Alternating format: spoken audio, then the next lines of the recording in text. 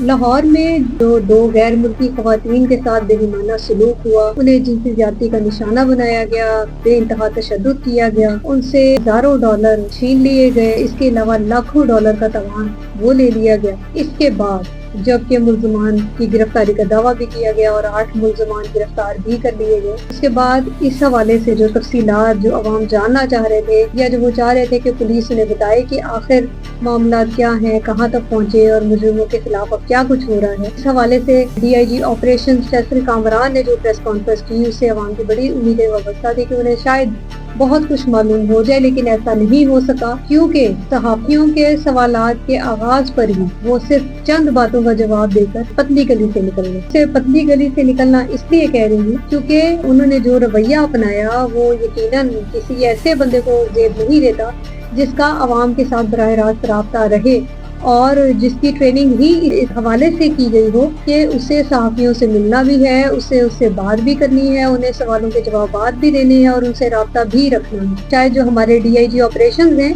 उन्होंने ये सीख लिया है कि उन्होंने किसी सहाफी के साथ कोई ताल्लुक ही नहीं रखना। यही वजह है कि वो उनके ना सवालों के जवाब देते हैं, बल्कि कई ऐसे सहाफी हैं जिनको उन्होंने उनका नंबर भी ब्लॉक कर रखा है। जी हाँ, आप सुन के हैरान होंगे, लेकिन ये हकीकत है कि फैसल कामरान बहुत कम सहाफियों के जवाब देते हैं और या शायद इसे वो ज़रूरी समझते ही नहीं। और जो प्रेस कॉन्फ्रेंस है उसके दौरान ये भी सुनने को मिला और एक सहाफी ने ये भी कहा कि उसे मुलाजमत से निकलवाने की कोशिश की गई और उन्होंने इल्ज़ाम लगाया कि फैसल कामरान खुद इसमें मुलव्विस है। वो सवालात जिनके जो के सहाफियों ने पूछने थे, लेकिन फैसल कामरान के एकदम से निकल जाने की वजह से वो नहीं कर सके, उन सवालों के जवाब जो है वो हम अब भी फैसल कामरान से मांगते हैं और ये उम्मीद करते हैं कि वो इनके जवाब देंगे। अब इससे पहले कि हम उन सवालों की तरफ आए, सबसे पहले आपको जो है बैकग्राउंड बताते चले इस सारे वाक़े की, जिसके कुछ पहलू अभी भी छुपे हुए हैं और लोगों तक और आवाम तक नहीं पहुंच सके। ये बात तो आप जानते ही हैं कि जो खवातीन जिनके साथ ज्यादती हुई उनमें से एक का ताल्लुक नीदरलैंड से था और एक का ताल्लुक था वेनेजुएला से। दोनों खवातीन को हमारे नायब वज़ीर आज़म इसहाक डार के नवासे, बाज़ हल्के तो ये भी के बताते हैं, बाज़राए ये बताते हैं कि वो उनके पोते हैं। वो उन खवातीन को बहला फुसला कर पाकिस्तान लेके आया और उन्होंने कहा कि पाकिस्तान बड़ा खूबसूरत मुल्क है, आप आएँ यहाँ पे सैर करें और हमारे साथ जो पार्टनरशिप करें, हम मिल के बिजनेस करते हैं। और गालिबन ये बिजनेस था क्रिप्टो करेंसी का। वो इसी तरह खवातीन उनके बहकावे में आ गई और वो पाकिस्तान आ गई। पहले वो उन्हें शुमाली इलाका जहाँ सैर के लिए लेके गए, उन्हें खूब घुमाया फिराया। फिर 29 जून को वो उन खवातीन को लेके लाहौर आ गए और यहाँ आके एक नया ड्रामा हुआ। उन्होंने कहा कि मैं आपको अपनी खाला से मिलवाता हूँ, उनके घर लेके जाता हूँ, लेकिन डिफेंस में जिस घर में वो लेके गए वो असल में टॉर्चर सेल, वो एक बाकायदा एक अड्डा था जहां उन्होंने इन खवातीन को हफ्से बेजा में रखा, यरगमाल बना लिया और उनके हाथ पांव बांध दिए। और यहाँ एक और जो बात सुनने में आई है वो ये है, नायब वज़ीर आज़म के जो नवासे या पोते हैं जिनका नाम मोहम्मद रजा डार बताया जाता है, उन्होंने इस ड्रामे को असल शक्ल देने के लिए खुद को भी रस्सियों से बंधवा लिया। यानी उन्होंने अपने साथियों को कहा कि खवातीन के सामने ये शो करो कि तुम लोगों ने मुझे भी अगवा कर लिया है। खवातीन एक कमरे में हाथ पैर बंधे हुए थे उनके, जबकि रजा डार दूसरे कमरे में थे। वो खवातीन इब्तिदा में तो यही समझती रही कि रजा डार को भी किडनैप किया गया है, लेकिन जब उनका अपने वालिदैन से किसी हवाले से जो है वीडियो पैगाम के जरिए, वीडियो मैसेजेस के जरिए या वहाँ मौजूद शायद कोई ऐसा हमदर्द उन्हें मिल गया जिसने उनका राब्ता अपने माँ बाप से कराने में मदद दी, उन्होंने ये बताया कि रजा डार खुद इन्वॉल्व है और वही इसके मास्टरमाइंड है। रजा डार अपने फोन से उनके माँ बाप को राब्ता किए हुए थे और उन्होंने उनसे 15 लाख अमरीकी डॉलर तावान का मुतालबा किया। अगर उन्होंने ये तावान ना दिया तो इन खवातीन को सिर्फ मारा नहीं जाएगा, बल्कि उनके टुकड़े टुकड़े करके और उनके एजाज जो है वो भी बेच दिए जाएंगे। अब ये ऐसी धमकी थी कि जो जाहिर है कि कोई भी माँ बाप बर्दाश्त नहीं कर सकते थे। इसीलिए उनमें से एक जो लड़की थी उसके उनके बाप ने 15 पर राब्ता किया पाकिस्तान में और इस मौका पर उनके मुल्क की पुलिस भी मौजूद थी। उन्होंने यहाँ लाहौर में राब्ता किया और पुलिस से ये कहा कि उनकी बच्चियों को, उनकी बेटी को और उसके साथ जो उनकी फ्रेंड है उसको बाजियाब कराया जाए। दावा ये किया जाता है कि सिर्फ 2 घंटे के अंदर अंदर दोनों खवातीन को बाजियाब कर लिया गया। ابتدا میں تو پولیس کا یہ کہنا تھا کہ پولیس خود موقع پر پہنچی اور انہیں بازیاب کر لیا گیا، لیکن ایک اور جانبی ٹوسٹ اس وقت آیا جب ایک اور یوٹیوبر ہے، انہوں نے مختلف سی سی ٹی وی فوٹیجز کے ذریعے یہ واضح کیا کہ رضا ڈار ان خواتین کو لے کے بھاگ رہے تھے، فرار ہو رہے تھے، کہ راستے میں ان کا ایک دوسری کار کے ساتھ ایکسیڈنٹ ہوا۔ رضا ڈار نے جس کار کو ٹکر ماری اس میں میاں بیوی اور ان کی بیٹی سوار تھے۔ کار میں سوار نوجوان انتہائی غصے کی حالت میں باہر نکلا۔ ابھی دونوں آپس میں بحث و تکرار میں مصروف تھے کہ اسی دوران کار میں سوار رضا ڈار کی کار میں سوار دونوں غیر ملکی خواتین کار سے باہر نکلی اور انہوں نے شور مچانا شروع کر دیا۔ ان کا شور سن کر لوگ جمع ہو گئے اور وہاں موجود لوگوں نے 15 سے کال کی اور پولیس کو بلایا۔ وہ خواتین بار بار بتا رہی تھی کہ اس طرح انہیں ایک شدید تشدد کا نشانہ بنایا گیا ہے، اور وہ یہ کہ ابھی بھی انہیں خطرہ ہے کہ انہیں قتل کر دیا جائے گا۔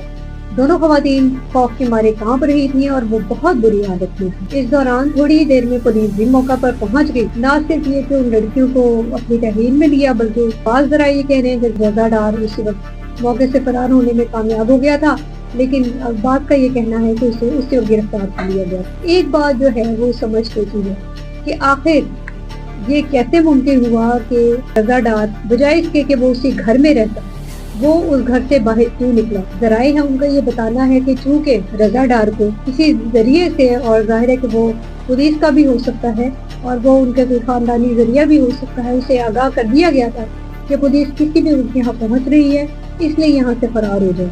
بعض کا تو یہ بھی کہنا ہے کہ پولیس نے ہی انہیں انفارم کیا کہ کیونکہ آپ جو ہے کہ ایک اہم شخصیت ہے، بلکہ نائب وزیر اعظم کے نواسے ہیں، تو آپ کی بچت اسی میں ہے کہ ان لڑکیوں کو خود ایئرپورٹ چھوڑ کے آئیں، اور یہ کہ تاکہ وہ باہر پر چلی جائیں اور اس کے بعد کوئی کیس نہ چلے، اور خواتین کو اس قدر خوفزدہ کر دیا جائے کہ وہ جا کر بھی کسی کیس کے حوالے سے کسی قسم کی کوئی گفتگو نہ کرے۔ بتایا یہی جا رہا ہے کہ رضا ڈار کا یہی منصوبہ تھا کہ وہ ان خواتین کو ایئرپورٹ پر چھوڑیں اور وہ فوری طور پہ اپنے ملک چلی جائیں اور اس کیس کا بالکل خاموشی سے خاتمہ ہو جائے۔ اب یہ اس کیس کو خاموشی سے نمٹانے کی کوشش پولیس کی تھی یا کسی اعلیٰ سیاسی شخصیت کی، اس بارے میں تو کچھ نہیں ابھی کہا جا سکتا، لیکن یہ ہے کہ اسے خدائی مدد ہی کہیں کہ یہ کار کا حادثہ پیش آ گیا۔ اگر یہ حادثہ پیش نہ آتا تو ویورز شاید آپ کو کانوں کان بھی خبر نہ ہوتی کہ اس طرح کسی دوسرے ملک سے کوئی خواتین آئی تھی اور ان کے ساتھ اس قسم کی شرمناک حرکتیں کی گئی۔ جب یہ سارا کیس چل رہا تھا، جب یہ سب کچھ ہو رہا تھا اور پولیس جو ہے وہ زیادہ تر چیزیں چھپانے میں لگی تھی، تو ہمارے رپورٹرز اور ہمارے صحافی اس بارے میں مکمل تحقیقات میں مصروف تھے۔ یہی وجہ ہے کہ پولیس نے جہاں جہاں چیزیں چھپانے کی کوشش کی، ہمارے صحافیوں نے اسے، بلکہ ہمارے کرائم رپورٹرز نے اسے ہر ایک چیز کو آہستہ آہستہ کر کے اور ایک ایک کر کے کڑی سے کڑی ملا کر عوام کے سامنے لانے کی کوشش کی۔ یہ کل جو مجرمان ہیں وہ کون ہیں اور ان کا کیا کیا جرم ہے۔ سب سے پہلے محمد رضا ڈار کا نام آتا ہے، جو کہ اس پورے گینگ کا ماسٹر مائنڈ ہے۔ دوسرے نمبر پہ آتے ہیں نواز، رضوان اور ناصر۔ یہ وہ تینوں مرکزی ملزمان ہیں جنہوں نے ان دونوں خواتین کو جاتی کا نشانہ بنایا۔ فرینزک جو رپورٹ ہے ان میں ان کا ڈی این اے بھی میچ کر گیا ہے۔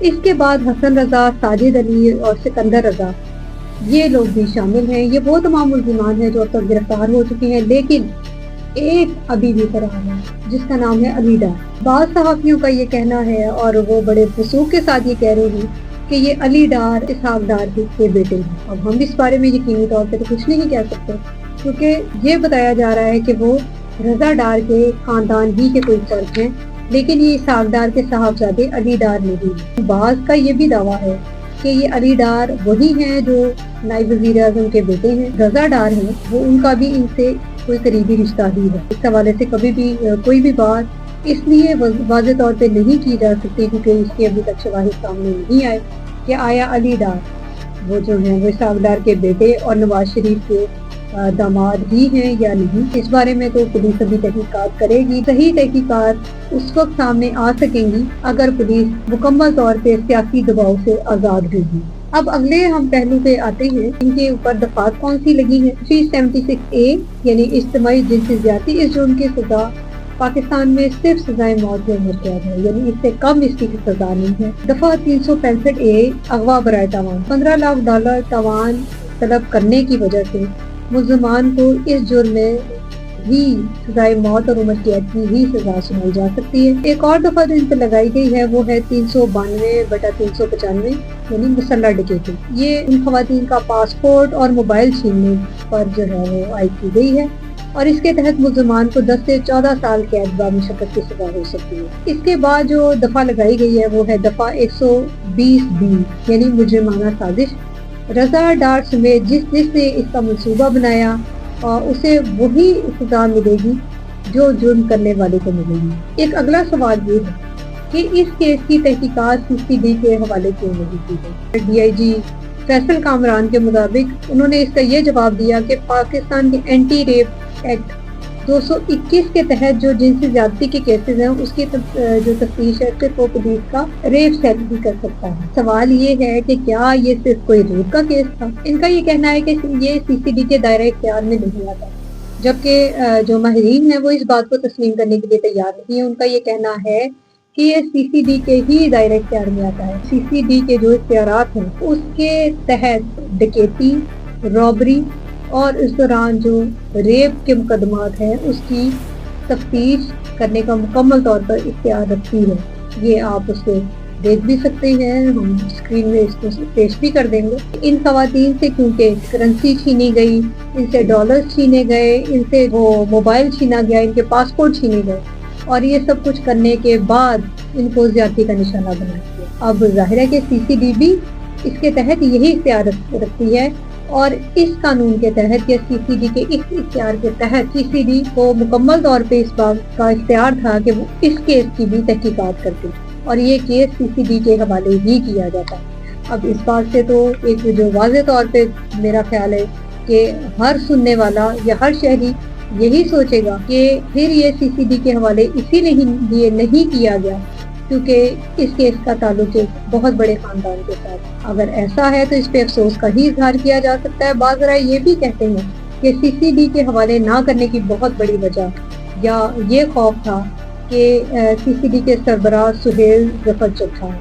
سہیل ظفر چٹھا کو ہمیشہ سے ہی انتہائی سخت گیر اور کرمنل کے خلاف فیصلہ کن کارروائی کرنے والے پولیس افسر کی حیثیت سے انہیں جانا جاتا ہے۔ اب جو ذرائع ہیں ان کا یہ کہنا ہے کہ اگر یہ CCD کے حوالے کر دیا جاتا تو اس میں امکان کم تھا کہ سہیل ظفر چٹھا کی قیادت میں CCD ان ملزمان کو مقابلے میں پار نہ کر دیتی اور یہ وہی خوف تھا جس کی وجہ سے ان میں سے کسی بھی ملزم کو CCD کے حوالے نہیں کیا گیا، حالانکہ CCD اس کے تحقیقات کا اختیار رکھتی تھی۔ صحافیوں کا پریس کانفرنس کے دوران جو ہمارے رپورٹر تھے ان کا غصہ کسی حد تک تو بجا تھا، لیکن اس کے ساتھ ساتھ یہ بھی میں کہنا چاہوں گی کہ پروفیشنلزم کا تقاضا یہی ہے اور یہ آئندہ کے لیے بھی ہمارے تمام صحافیوں کو یہ چیز نوٹ رکھنی چاہیے کہ صحافی کی زبان نہیں بولتی، اس کا قلم بولتا ہے اور وہ کبھی بھی ذاتیات کے حوالے سے کسی قسم کی ڈسکشن میں نہ تو آتا ہے اور نہ آنا چاہتا ہے۔ اس کی ایک وجہ یہ بھی ہو سکتی ہے کہ جو DIG ہیں انہوں نے اس حد تک کرائم رپورٹرز کو سائیڈ لائن کر دیا کہ انہیں مجبوراً یہ سب کچھ کرنا پڑا۔ اس اپنے پلیٹ فارم کے توسط سے میں ایک جو پیغام نائب وزیر اعظم اسحاق ڈار اور وزیر اعظم شہباز شریف تک بھی پہنچانا چاہوں۔ اس میں کوئی شک نہیں کہ اس کا حکومتی سطح پر اعتراف کیا گیا ہے کہ جو رضا ڈار ہے وہ اسحاق ڈار کے خاندان کا حصہ ہے۔ یہ اعتراف کرنا ظاہر ایک طرح سے مجبوری بھی تھی اور انہیں اعتراف کرنا بھی چاہیے تھا۔ اب سوال ہے بہادری اور وہ یہ بہادری جو ملک کے لیے انہیں ایک بار پھر دکھانی پڑے گی کہ آپ عالمی سطح پر پاکستان کی امیج بنانے کے لیے وہ کارنامے انجام دے رہے ہیں جس سے پوری دنیا آپ کو داد تحسین پیش کری ہے، لیکن دوسری طرف آپ کے اپنے ہی خاندان کے ایک فرد پاکستان کی ناک کٹوانے کے درپیش ہے۔ ایسے کسی مجرم کو بچانا آپ کے لیے بہتر ہوگا، میری تو یہی رائے ہے، یہ کسی طور پہ بہتر نہیں ہوگا۔ مقدمے کی جو سماعت ہے وہ 2 ماہ کے اندر مکمل کرنا ہی ہے۔ یہی امکان ظاہر کیا جا رہا ہے کہ ستمبر تک اس کا فیصلہ آ جائے گا کہ کسی بھی مجرم کے سر پہ ہاتھ رکھنا نہ صرف پاکستان کے لیے برا ہوگا بلکہ ہمارے یہ 2 بڑے سیاسی خاندانوں کے لیے بھی زہر قاتل ثابت ہو سکتا ہے۔ اس ملزم اور اس کے ساتھیوں کے خلاف کڑی سے کڑی کارروائی ہونے دیں اور انہیں سزا ہونے دیں تاکہ کل کو آپ بھی سر اٹھا کر کہہ سکیں کہ آپ نے مجرم کا ساتھ نہیں دیا۔